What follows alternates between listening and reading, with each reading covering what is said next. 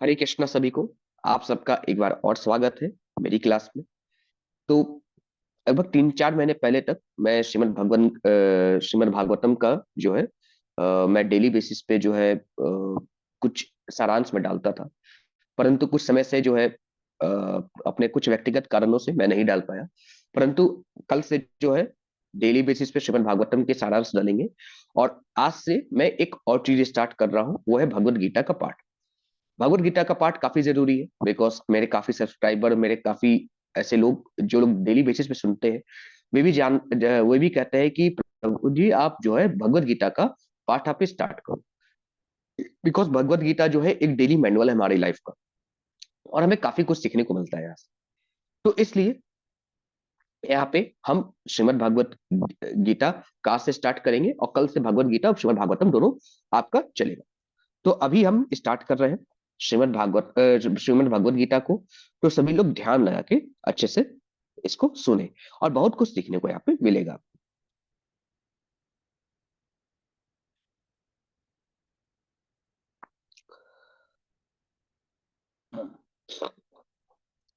तो अध्याय पहला क्या है? अध्याय पहला, कुरुक्षेत्र के युद्ध स्थल में सैन्य निरीक्षण। अब ये महाभारत का युद्ध हो रहा है। किसके बीच हो रहा है? कौरवों के बीच और पांडवों के बीच। ठीक है। कौरव यानी दुर्योधन और उनके समस्त भाई, और उनके साइड से लड़ने वाले सभी को कौरव कहा गया। पांडव कौन? पांडु के 5 पुत्र एवं उनके साइड से लड़ने वाले सभी लोग को पांडु कहा गया। दोनों लोग युद्ध लड़ने के लिए तैयार हैं। और जब दोनों लोग तैयार हैं तो धृतराष्ट्र यानी कौन? दुर्योधन के पिता यानी कौरव के पिता, उन्होंने कहा अपने मंत्री संजय से, हे संजय, धर्म क्षेत्रे कुरुक्षेत्रे समवेतायुत्सवः मामकः पांडवश्चैव किम अकुर्वत संजय। अब धृतराष्ट्र कहते हैं, हे संजय, धर्म भूमि कुरुक्षेत्र में युद्ध की इच्छा से एकत्र हुए मेरी तथा पांडु के पुत्रों ने क्या किया? तो अब यहाँ पे धृतराष्ट्र क्या करते हैं, हे संजय, ये बताओ कि मेरे और पांडु के पुत्रों के बीच क्या हो रहा है, मुझे बताओ। संजय को दिव्य दृष्टि प्राप्त थी धृतराष्ट्र के पिता वेद व्यास जी के थ्रू। उनको दिव्य दृष्टि प्राप्त थी, जिससे वह महल में ही रह के लाइव टेलीकास्ट देख सकते थे महाभारत के युद्ध का। उनको मतलब कि आप समझिए कि ऐसी दृष्टि प्राप्त थी कि यहीं से बैठ के वो सारी चीजें, महाभारत के युद्ध में कुरुक्षेत्र में क्या हो रहा है, वो सारी चीजें देख सकते थे। तब संजय क्या बोलते हैं? संजय उवाच दृष्ट व्यूढ़ दुर्योधनस्तदा आचार्यमुपसंगम्य राजा वचनामब्रवीत। अब यहाँ पे संजय बोलते हैं, हे राजन, पांडु पुत्रों द्वारा सेना की व्यू रचना देखकर राजा दुर्योधन अपने गुरु के पास गया और उसने शब्द कहे। संजय ने कहा, हे महाराज, पांडु पुत्रों की व्यू रचना देखकर दुर्योधन अपने रथ से उतरकर अपने गुरु द्रोणाचार्य के पास जाकर ये कह रहा है। क्या कह रहा है? दुर्योधन कहता है, पश्येताम पांडुपुत्राणाम आचार्यम महतिम च मुम व्यूढ़ाम द्रुपद पुत्रेण तब शिष्येन धीमतः। अब यहाँ पे दुर्योधन कहता है अपने गुरु द्रोणाचार्य से, हे आचार्य, पांडु पुत्रों की विशाल सेना को देखिए, जिसे आपके बुद्धिमान शिष्य द्रुपद के पुत्र ने इतने कौशल से व्यवस्थित किया है। अब यहाँ पे दुर्योधन कहता है, हे आचार्य, कृपया सेना को देखें। इस सेना को और इनकी व्यू रचना को देखें, जिसकी जिसको किसने व्यवस्थित किया? आपके शिष्य द्रुपद के पुत्र धृष्टद्युम्न ने। ये धृष्टद्युम्न कौन है? द्रुपद जो पांचाल का राजा है, और गुरु द्रोणाचार्य दोनों बचपन के गुरु मतलब गुरु आश्रम के मित्र थे। परंतु जब उनकी शिक्षा पूरी हुई, द्रुपद बन गया पांचाल का राजा। लेकिन गुरु द्रोणाचार्य, चूंकि वो ब्राह्मण के पुत्र थे, तो जाकर उनको बहुत गरीबी देखनी पड़ी। गरीबी यूं देखनी पड़ी कि उनके बेटे अश्वत्थामा, जब वो बचपन में थे, तो उनके पास, गुरु द्रोणाचार्य के पास इतना धन नहीं था कि वो अपने पुत्र अश्वत्थामा को दूध तक पिला सके, तो उनकी माँ उन्हें पानी में आटा घोलकर पिलाती थी। तो जब इतनी गरीबी थी, तो उस समय उनकी वाइफ यानी उनकी पत्नी गुरु द्रोणाचार्य की, उन्होंने बोला कि आपके मित्र तो राजा है पांचाल देश की, जाइए उनसे सहायता मांगिए। तो गुरु द्रोणाचार्य गए अपने मित्र से सहायता मांगने। पर उनका मित्र द्रुपद, पांचाल देश का राजा द्रुपद, बहुत ज्यादा सत्ता के मद में चूर हो गया था। उसने अपने मित्र को पहचानने से इनकार कर दिया और उसे बेइज्जत करके अपने राज्य से निकलवा दिया। ये चीज गुरु द्रोणाचार्य सहन न कर पाए और उन्होंने अपने शिष्यों को तैयार करना स्टार्ट किया, जिसमें पांडव यानी युधिष्ठिर, अर्जुन, भीम, नकुल, सहदेव और समस्त दुर्योधन और उनके 100 भाई, सभी को तैयार किया और लड़ने भेजा पांचाल राज, जिसमें द्रुपद पराजित हुआ और द्रुपद का आधा राज्य जो है गुरु द्रोणाचार्य ने अपने पुत्र अश्वत्थामा को दे दिया और आधा राज्य द्रुपद के पास रहा। इस प्रतिशोध की अग्नि में वो जलता रहा।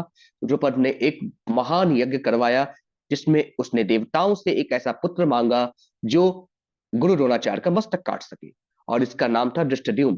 तो पांचाल राज द्रुपद को धृष्टद्युम्न नामक पुत्र मिला और साथ में कन्या मिली, जो कि द्रौपदी नाम से विख्यात हुई।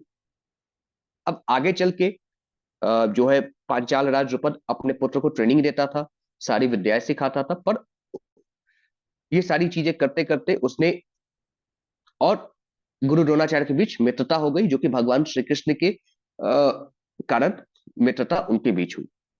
अब समय यूं बदला, बिकॉज सारी चीजें डिटेल बताने का समय भी नहीं है, खाली मैं आपको थोड़ा मोटा मोटा बता दे रहा हूं कि आगे चल के द्रुपद के पुत्र धृष्टद्युम्न को अस्त्र शस्त्र की सारी शिक्षाएं गुरु द्रोणाचार्य ने दी। बस इतना जान लीजिए। तो यहाँ पे दुर्योधन कह रहा है आपके शिष्य द्रुपद के पुत्र धृष्टद्युम्न ने ये सारी व्यूह रचनाएं की हैं। फिर आगे दुर्योधन क्या कहता है, अत्रिशुरा महेश्वासा भीमा अर्जुन समायुधि युयुधानो विराटश्च द्रुपदश्च महारथ। अब यहाँ पे दुर्योधन कहता है अब इस सेना में देखिए भीम तथा अर्जुन के समान युद्ध करने वाले अनेक योद्धा हैं। भीम अर्जुन अकेला नहीं है, भीम और अर्जुन के समान युद्ध करने वाले अनेक योद्धा है, वीर धुरंधर है, जैसे महारथी युयुधान, विराट तथा द्रुपद। फिर आगे दुर्योधन क्या कहता है, धृष्टकेतु चेकितानः काशीराजश्च वीर्यवान पुरुजीत कुंती भोजश्च शैब्यश्च नरपुंगवः।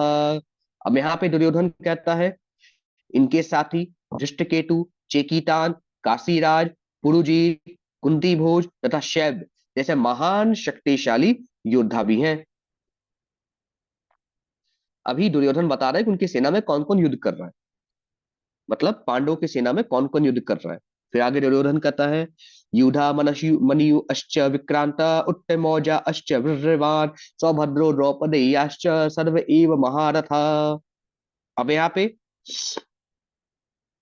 दुर्योधन क्या कहता है, पराक्रमी युद्धामन्यु, अत्यंत शक्तिशाली उत्तमौजा, सुभद्रा का पुत्र तथा द्रौपदी के पुत्र, ये सभी महारथी हैं।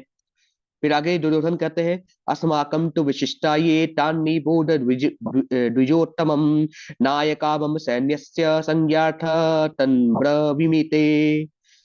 अब यहाँ पे दुर्योधन कहते हैं परंतु हे ब्राह्मण श्रेष्ठ, हे गुरु द्रोणाचार्य, आपकी सूचना के लिए मैं अपनी सेना के उन नायकों के विषय में बताना चाहूंगा जो मेरी सेना को संचालित करने में विशेष रूप से निपुण है। अब मैं, ये तो बड़ाई हुई पांडु की सेना की, अब मेरी सेना के बारे में भी तो सुनिए। अब यहाँ पे दुर्योधन कहता है भवान भीष्म अश्च कर्णश्च कृपश्च समैति अंजयः अश्वत्थामा विकर्णश्च सौच। अब यहाँ पे दुर्योधन कहते हैं मेरी सेना में स्वयं आप, भीष्म, कर्ण, कृपाचार्य, अश्वत्थामा, विकर्ण तथा सोमदत्त का पुत्र भूरिश्रवा आदि है, जो युद्ध में सदैव विजयी रहे, इनको युद्ध में कोई नहीं हरा पाया। फिर आगे दुर्योधन कहते हैं अन्य च बहव शूरा मदर्थे जीविता नाना शस्त्र प्रहरणाः सर्वे युद्ध विशारदः। अब यहाँ पर दुर्योधन कहते हैं ऐसे अन्य वीर भी है जो मेरे लिए अपना जीवन त्याग करने के लिए उद्यत है, वे विविध प्रकार के हथियारों से सुसज्जित है और युद्ध विद्या में निपुण है। फिर आगे दुर्योधन कहते हैं पर्याप्तम तदस्माकं बलम भीष्माभिरक्षितम पर्याप्तम त्विदमेतेषां बलम भीमाभिरक्षितम विरक्षितम। अब आगे दुर्योधन कहते हैं हमारी शक्ति अपरिमेय है और हम सब पितामह द्वारा भली भांति संरक्षित है, जबकि पांडवों की शक्ति भीम द्वारा भली भांति संरक्षित होकर भी सीमित है। तो यहाँ पे दुर्योधन कहते हैं कि हमारी कौरव सेना पितामह भीष्म के द्वारा पूर्ण रूप से संरक्षित है, परंतु पांडवों के पक्ष में भीम के द्वारा संपूर्ण पांडव सेना संरक्षित है, परंतु उनकी शक्ति सीमित है, जबकि भीष्म पितामह की शक्ति असीमित है, क्योंकि उनको इच्छा मृत्यु का वरदान है। फिर आगे दुर्योधन कहते हैं अयनेषु च सर्वेषु यथा भागमवस्थितः भीष्ममेवाभिरक्षन्तु भवन्तः सर्व एव ही। अब यहाँ पे दुर्योधन कहते हैं अतएव सैन्य व्यूह में अपने अपने मोर्चों पर खड़े रहकर आप सभी लोग भीष्म पितामह की पूरी पूरी सहायता दें, क्योंकि वे जब तक इस युद्ध भूमि में रहेंगे तब तक कौरव सेना को कोई छू नहीं सकता। फिर आगे दुर्योधन कहते हैं तस्य संजयन हर्षम कुरुवृद्ध पितामह सिंहनादम भिन्न अद्यो अच्छ है संखम दद्धमो प्रतापवान। अब यहाँ पे संजय कहते हैं धृतराष्ट्र को कि तब कुरुवंश के वयोवृद्ध परम प्रतापी एवं वृद्ध पितामह ने सिंह गर्जना की सी ध्वनि करने वाले अपने शंख को उच्च स्वर से बजाया, जिसे दुर्योधन को हर्ष हुआ।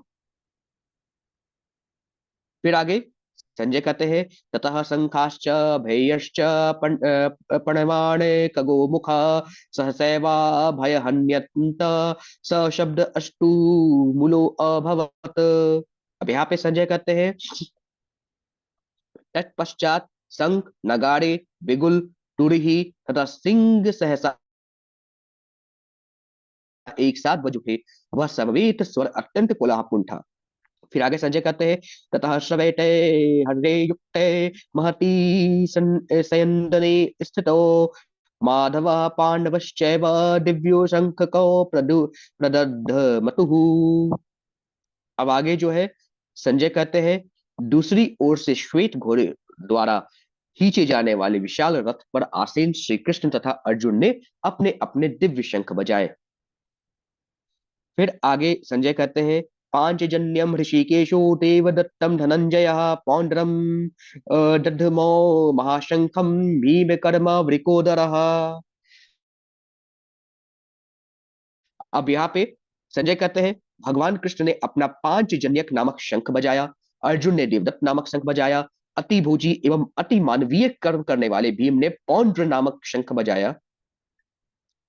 फिर आगे संजय कहते हैं अनंत विजयम राजा कुंती पुत्रो युधिष्ठिरः नकुलः सहदेवश्च सुघोषमणि पुष्पकौ काशश्च परमेश्वासः शिखण्डी च महारथः दृष्टद्युम्नो विराटश्च सात्यकी अस्चा पराजितः द्रुपदो द्रौपदेयाश्च सर्वशः पृथिवीपते सौभद्रश्च महाबाहु शंखांड धमुः पृथक पृथक। अब यहाँ पे जो है संजय कहते हैं हे राजन कुंती पुत्र राजा युधिष्ठिर ने अपना अनंत विजय नामक शंख बजाया तथा नकुल और सहदेव ने सुघोष तथा मणि पुष्पक नामक शंख बजाए। महान धनुर्धर काशीराज परम योद्धा शिखंडी धृष्टद्युम्न विराट अजय सात्यकी द्रुपद द्रौपदी के पुत्र तथा सुभद्रा के महाबाहु पुत्र आदि सबों ने अपने अपने शंख बजाए। फिर आगे संजय कहते हैं सघोषो धार्त राष्ट्राणाम हृदयानि वयदारयत नभश्च पृथ्वीं चैव तुमुलो नुनादयन। अब यहाँ पे जो है संजय कहते हैं इन विभिन्न शंखों की ध्वनि कोलाहल पूर्ण बन गई, जो आकाश तथा पृथ्वी को शब्दायमान करती हुई धृतराष्ट्र के पुत्रों के हृदय को विदीर्ण करने लगी। अब आगे अथ व्यवस्थितान दृष्ट्वा धार्तराष्ट्रं कपिध्वजा प्रवृत्ते शस्त्र संपाते धनुरु अध्यम्य पांडवः ऋषिकेशं तदा वाक्यमिदमाह महीपते। अब संजय कहते हैं, उस समय हनुमान से अंकित ध्वजा लगे रथ पर आसीन पांडव पुत्र अर्जुन अपना धनुष उठाकर तीर चलाने के लिए उद्यत हुए। हे राजन, धृतराष्ट्र के पुत्रों को व्यूह में खड़ा देखकर अर्जुन ने श्री कृष्ण से ये कहा। क्या कहा? धृतराष्ट्र के पुत्रों को देखकर अर्जुन कहते हैं, अर्जुन उवाचः सेनयोरुभयोर्मध्ये रथम स्थाप्य मे अच्युत यावदेता अन्नी निरीक्षे अहम योद्धुकामान् वस्थितान् कैर्मया सह योद्धवयम् अस्मिन् अन्ये न समुद्यमे। अर्जुन कहते हैं, हे अच्युत, कृपया अच्युत कौन? भगवान श्री कृष्ण। भगवान श्री कृष्ण का एक नाम है ये अच्युत, अच्युत नाम है, अच्युत जिसका कभी क्षय ना हो। हे अच्युत, कृपया करके मेरा रथ दोनों सेनाओं के बीच में ले चले, जिससे मैं यहाँ युद्ध की अभिलाषा रखने वालों को और शंखों की इस महान परीक्षा में जिनसे मुझे संघर्ष करना है उनको मैं देख सकूं। अब अर्जुन भगवान श्री कृष्ण से कहते हैं, हे प्रभु, हे श्री हरि, कृपया मेरे रथ को दोनों सेनाओं के मध्य में ले चले। कम से कम मैं उन लोगों को देख तो सकूं जिनसे मुझे युद्ध करना है, जिस जो अपनी प्राण को दांव पे लगा के इस युद्ध में मुझसे लड़ने आए हैं। मैं उनसे देखना चाहता हूं, मैं अपनी सेनाओं को भी देखना चाहता हूं और विपक्ष की सेनाओं को भी देखना चाहता हूं, इसलिए मेरे रथ को दोनों सेनाओं के मध्य में ले चले। यूतस्य यमानान वेक्षे अहं य एते अत्र समागतः धातराष्ट्रस्य दुर्बुद्धे युद्धे प्रियचिकीर्षवः।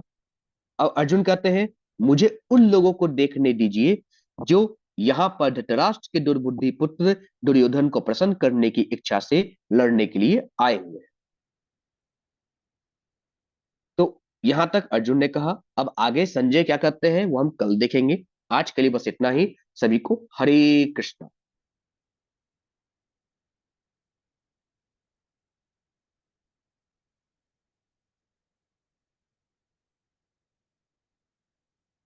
अब थोड़ा सा प्रभु का कीर्तन करेंगे और उसके बाद इस आज के इस क्लास को समाप्त करते हैं। ओम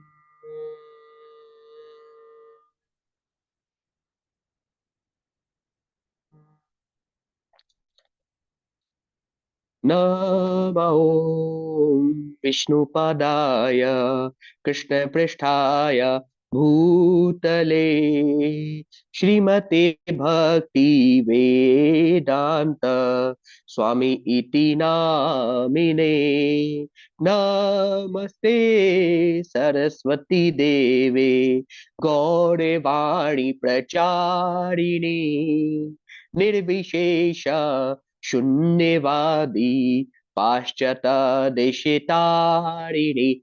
जय श्री कृष्ण चैतन्य प्रभु नित्यानंद श्री अद्वैत गदाधर श्रीवासारि गौरा भक्ति वृंदा। जय श्री कृष्ण चैतन्य प्रभु नित्यानंदा श्री अद्वैत गदाधर श्रीवासारि गौरा भक्ति वृंदा। हरे कृष्णा कृष्णा कृष्णा हरे हरे, हरे रामा राम राम हरे हरे। हरे कृष्णा कृष्णा कृष्णा हरे हरे, हरे रामा